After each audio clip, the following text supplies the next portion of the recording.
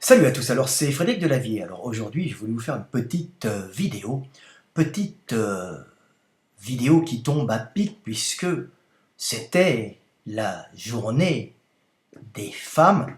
Alors en France, c'est la journée des droits des femmes, mais dans de nombreux pays, particulièrement dans tous les pays d'Europe centrale, cette fête est la journée de la femme où traditionnellement on fait des cadeaux aux femmes, on leur apporte des bouquets de fleurs et on leur dit qu'on les aime, qu'elles soient nos épouses, qu'elles soient nos mamans, qu'elles soient nos maîtresses.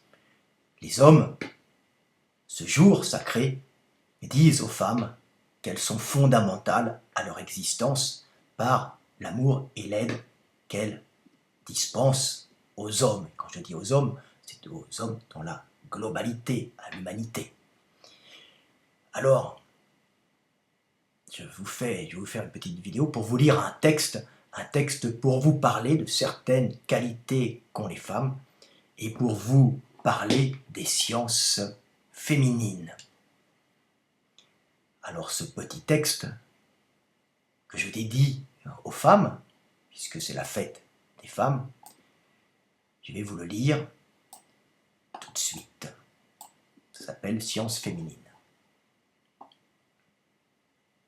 Pendant des millénaires, à cause de la rudesse du climat des terres du Nord, les femmes occidentales ne furent pas confrontées à la dure quête calorique que les hommes pratiquaient dans le vaste monde pour en ramener l'énergie aux femmes qui restaient près des foyers pour que leurs enfants ne prennent pas froid, ne tombent malades et ne meurent.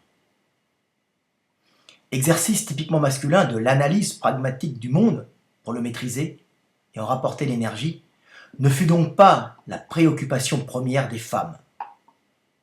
N'étant pas traditionnellement dans la quête ou la conquête énergétique, il est normal que la logique du monde extérieur soit souvent pour les femmes une chose qui les dépasse.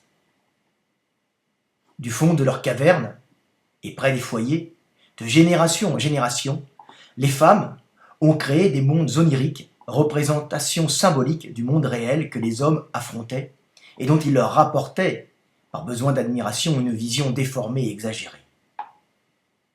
Si différents de la réalité que puissent paraître ces mondes imaginaires, féminins, les analyses que les femmes en tirent arrivent souvent aux mêmes conclusions que celles données par l'analyse masculine pragmatique du monde réel. Si irréel que puisse paraître la chiromancie, l'avenir lu dans les cartes ou le mar de café, les boules de cristal ou encore l'astrologie, ces pratiques représentent un savoir symbolique perpétué de génération en génération qui mène souvent aux mêmes conclusions que l'analyse froide et masculine du monde. Voilà, pour vous montrer que quand les femmes s'intéressent à l'astrologie, comme on peut les voir dans les magazines féminins, il y a un grand passage sur l'astrologie, elles regardent tous les signes, vous demandent quel signe vous êtes, c'est un peu plus rare chez les hommes. Quand les femmes vont voir des voyantes, alors je parle aux sociétés occidentales, hein,